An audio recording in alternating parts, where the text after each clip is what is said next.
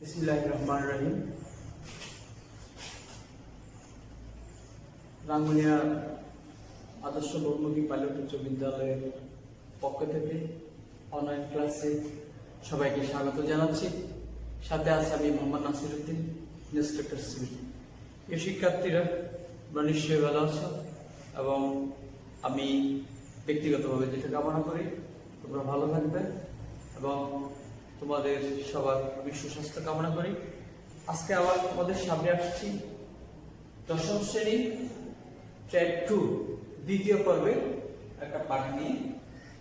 আজকের পাঠের শিরোনাম হচ্ছে যে স্ক্যাফোল্ডিং ও শরীর। দুইটাই ইংরেজি শব্দ। স্ক্যাফোল্ডিং শব্দের অর্থ হচ্ছে যে মাচা। আমরা যে কোনো জায়গায় যদি কাজ করতে যাই সেখানে যদি ভবনের উপরে দেখা যাচ্ছে সেখানে একটা মাচার প্রয়োজন হয়, সেটা অস্থায়ী হতে পারে, স্থায়ী হতে পারে, তবে অস্থায়ী মাচায় বেশি আমরা ব্যবহার করি, সেটা হচ্ছে স্ক্যাফোল্ডিং। আর শরীরটা হচ্ছে যে ঠেস দেওয়া। ঠেস দেওয়া হচ্ছে যে আমরা যদি কোনো কাজ করতে যাই, বিশেষ করে যদি একদম আমরা গ্রাউন্ড লেভেলে চলে যাই, সেখানে যদি আমরা কোনো মাটি খনন করি, সেখানে দেখা যাচ্ছে যে মাটি খননের সময়ে তার পাশের মাটিগুলো আমার ট্রেস যেটা আমি মাটি কাটবো সেখানে আবার চলে আসতে পারে, সেই জন্য অস্থায়ীভাবে সেখানে একটা ঠেস দেওয়া হয়, সেটাকে আমরা শরীর বলবো। প্রিয় শিক্ষার্থীরা, আমরা একটু সংজ্ঞাটা ভালোভাবে দেখলে জিনিসটা আর একটু ক্লিয়ার হয়ে যাবে। আমার এখানে স্ক্যাফোল্ডিং এর সংজ্ঞায় যেটা আছে সেটা হচ্ছে কোনো ভবনের নির্মাণ কাজ করার সময় বা কোনো ভবনে কাজ করার সময় নির্মাণ কাজের উচ্চতা যদি 1.5 মিটার এর বেশি হয়, তাহলে কাজের সুবিধার জন্য বা কাজের সুবিধার্থে আমরা স্টিল, কাঠ, প্লাইবোর্ড বা যে কোনো আমার সুবিধা অনুযায়ী যে কোনো নির্মাণ সামগ্রী দিয়ে যেই আমরা অস্থায়ী একটা প্ল্যাটফর্ম বা মাচা তৈরি করবো তাকে আমরা স্ক্যাফোল্ডিং বলবো। আমি এখানে স্ক্যাফোল্ডিং এর সংজ্ঞা আমাদের বোঝার সাথে আমি এখানে দুইটা চিত্র নিয়ে এসেছি। একটা হচ্ছে যে ল্যাডার স্ক্যাফোল্ডিং, একটা হচ্ছে ঝুলন্ত স্ক্যাফোল্ডিং।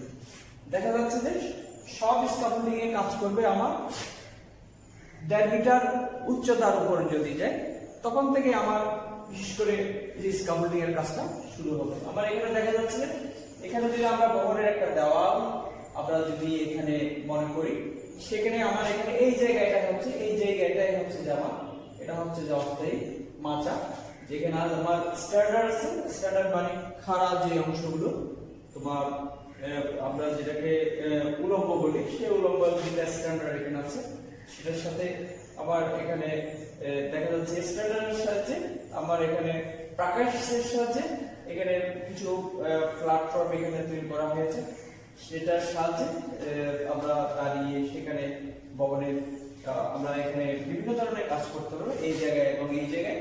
সেখানে এই জায়গা যেটা হচ্ছে সেটা এই দুইটা জায়গায় হচ্ছে যে মাচা, যেটার উপর আমি দাঁড়িয়ে আমরা কাজ করব এবং কাজের সুবিধার্থে এটা হচ্ছে একটা স্ক্যাফোল্ডিং, যেটাকে আমরা ল্যাডার স্ক্যাফোল্ডিং বলতে যাচ্ছি।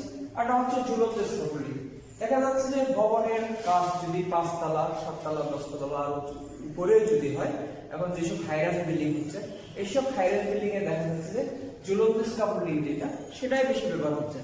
দেখা যাচ্ছে আমার যদি ছাদ যদি 15 তলা হয়, তাহলে 15 তলার এখানে ছাদ থেকে সাপোর্ট দেওয়ার জন্য ছাদের সাহায্যে এর একটা অস্থায়ী মাচা তৈরি করে সেখানে ওজন দিয়ে সেটার সাহায্যে ঝুলিয়ে একটা প্ল্যাটফর্ম বা কাজের মাচা এখানে তৈরি করা হচ্ছে, যেটার সাহায্যে আমি আমার বাইরের যে ওয়াল বা ভবনের চারদিকে আমাদের কাজ করার সুবিধার্থে এখানে একটা প্ল্যাটফর্ম তৈরি করা হয়েছে, যেটা দেখা যাচ্ছে যে সেখানে আমার মালামাল যেগুলো সেখানে ওজন চাপানোর জন্য যে প্রয়োজনীয় যন্ত্রপাতি, তারপর সেটার জন্য আবার রশি আছে, রশি এবং কাজের মাচা এখানে কিছু প্ল্যাটফর্ম আমাদের তৈরি করতে কিছু নির্মাণ সামগ্রী লাগবে, সেগুলোর সাহায্যে আমি আমার যে কোনো তলায় আমার যদি চাঁদের উচ্চতা যদি বেশি হয়, তখন আমি বাইরে ভবনের চারদিকে এইরকম অস্থায়ী যেটা বা ঝুলন্ত যেটা স্ক্যাফোল্ডিং করছি, সেই স্ক্যাফোল্ডিং এর সাথে আমরা ভবনের বাইরে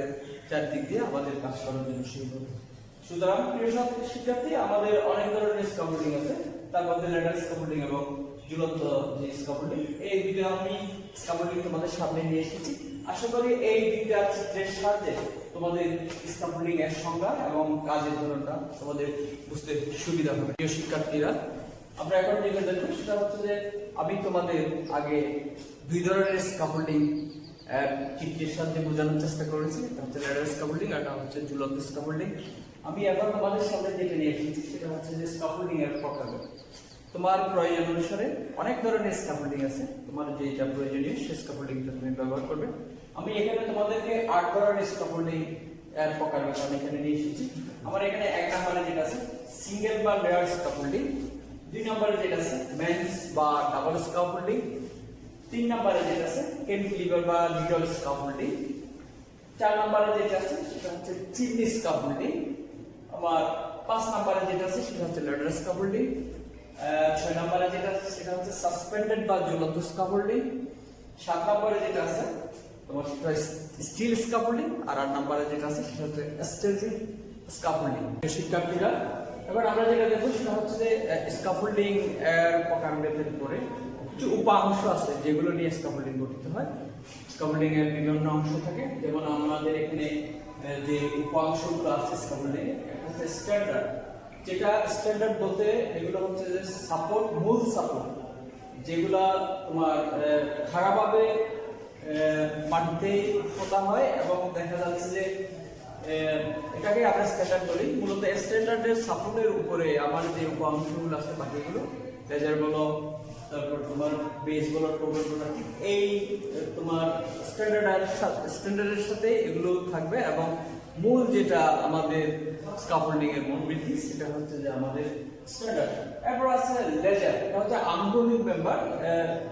দেখা যাচ্ছে যে এই যে আমাদের এখানে যে স্ট্যান্ডার্ড আছে সেই স্ট্যান্ডার্ড গুলোকে ধরে রাখার জন্য স্ট্যান্ডার্ডের সাথে এক স্ট্যান্ডার্ডের সাথে অন্য স্ট্যান্ডার্ডের সাথে সংযোগ স্থাপন করার জন্য আমরা এই লেজারগুলো ব্যবহার করে থাকি এবং দেখা যায় যে এই লেজারে মূলত স্ট্যান্ডার্ডকে তোমার নির্দিষ্ট জায়গায় থাকার জন্য সাহায্য করে। এরপর হচ্ছে পুরলক। এই পুরলকটা হচ্ছে যে দেওয়ালের সমকোণ অবস্থিত ট্রাভার্স, এক প্রান্ত দেওয়াল এবং অন্য প্রান্ত লেজারের সাথে রশি দিয়ে বাঁধা হয়। আর মাঝে মধ্যে যদি প্রথম অংশ যেটা সেটা যদি আমাদের লেজারের সাথে থাকে তাহলে বাকি অংশ যেটা সেটা আমাদের যে দেওয়ালের সাথে সেটা সংযোগ করা হয়। তারপর আছে বেস, স্ট্যান্ডার্ডের উপর আবদ্ধকৃত ব্যাকগ্রাউন্ড মেম্বার গুলোকে বেস বলে। তারপর আছে টোবোর্ড, সমান্তরাল অবস্থিত যে বোর্ডগুলো থাকে যেগুলো মূলত স্ট্যান্ডার্ড এবং লেজারের উপর স্থাপন করা হয়, যেটার উপর অনেক সময় যে কাঠের প্ল্যাটফর্মটা বসানো হয় সেটা অনেকটা টোবোর্ড। তারপর আছে গার্ড রেল। গার্ড রেল হচ্ছে যে তোমার এটা অনেকটা গার্ড দেওয়ার মতো আমাদের লেজার এবং স্ট্যান্ডার্ডের মাঝখানে কাজ করার সময় লোকজন বিশেষ করে কোনো জায়গায় যদি দেখা যাচ্ছে যে কোনো ধরনের ঝুঁকি থাকে সেখানে অতিরিক্ত যে সাপোর্ট দেওয়া হয় বা যে রেল দেওয়া হয় সেটাকে আমরা গার্ড রেল বলবো। এরপরে যেটা আছে যে রেকার, এটা একটা তির্যক সাপোর্ট, স্ক্যাফোল্ডিংকে খাড়াভাবে ধরে রাখার জন্য এটা ব্যবহার করে। সেটা আসলে তোমার তির্যক ভাবে তোমার এটা থাকে, সেটা তোমার বিশেষ করে স্ট্যান্ডার্ডের যে অংশগুলো সেগুলোকে তোমার ধরে রাখার জন্য চেষ্টা করে। এরপর যেটা আছে সেটা হচ্ছে যে আমার রেকার, সেটা হচ্ছে যে রেকার, এটা একটা তির্যক সাপোর্ট, সেটা হচ্ছে ট্রান্সফর্ম, যে সমস্ত পুরলকের উভয় প্রান্ত লেজারের উপরে স্থাপন করা হয় তাকে ট্রান্সফর্ম বলে। এরপরে যেটা আছে সেটা হচ্ছে ওয়ার্কিং প্ল্যাটফর্ম। এরপর সর্বশেষ যেটা অংশ সেটা হচ্ছে ওয়ার্কিং প্ল্যাটফর্ম। আমার মোটামুটি স্ক্যাফোল্ডের উপাংশগুলো যদি আমরা সংযোগ করতে পারি তাহলে সংযোগ করার পরে আমার যেটা ওয়াকিং প্ল্যাটফর্ম তৈরি হবে, সেই ওয়াকিং প্ল্যাটফর্মের সাহায্যে আমরা আমাদের যে অস্থায়ী মাচা বা আমরা স্ক্যাফোল্ডিং যেটা বলছি সেটার উপর ওয়াকিং প্ল্যাটফর্ম যেটা সেটা রেডি করে আমরা আমাদের প্রয়োজনীয় বিল্ডিং এর যে কাজগুলো সেগুলো আমরা করার চেষ্টা করব। আমরা এখন দেখবো সেটা হচ্ছে যে স্ক্যাফোল্ডিং এর প্রয়োজনীয়তার যেগুলো আছে আমার স্ক্যাফোল্ডিং এর, সেটা হচ্ছে মিষ্টি মালামাল দিকে গাঁথনির সুবিধার জন্য, দুই যেটা আছে অধিক উচ্চতায় কাজ করার জন্য। আমি আগেও বলেছি আমার ভবনটা 5 তলা হতে পারে, সেটা 10 তলা হতে পারে, সেটা 50 তলা হতে পারে, সেটা 100 তলা হতে পারে। সেখানে তোমার কাজ করার জন্য অধিক উচ্চতায় তোমার স্ক্যাফোল্ডিং এর প্রয়োজন হয়। তারপর আছে কাঠামোর বাইরে, যেহেতু ভবনটা অনেক বড় হবে, সেটার আয়তন হয়তো অনেক বেশি হতে পারে, আবার ছোট হতে পারে। আয়তন অনুযায়ী বাইরের যে কাজগুলো আছে সেখানে রং লাগা থেকে শুরু করে, গ্লাস লাগানো থেকে শুরু করে বিভিন্ন ধরনের কারুকার্যের কাজ আছে, সেই কাজগুলো করার জন্য আমার স্ক্যাফোল্ডিং এর প্রয়োজন। 4 নম্বরে যেটা আছে সেটা হচ্ছে যে কাঠামো মেরামত করার সুবিধার জন্য।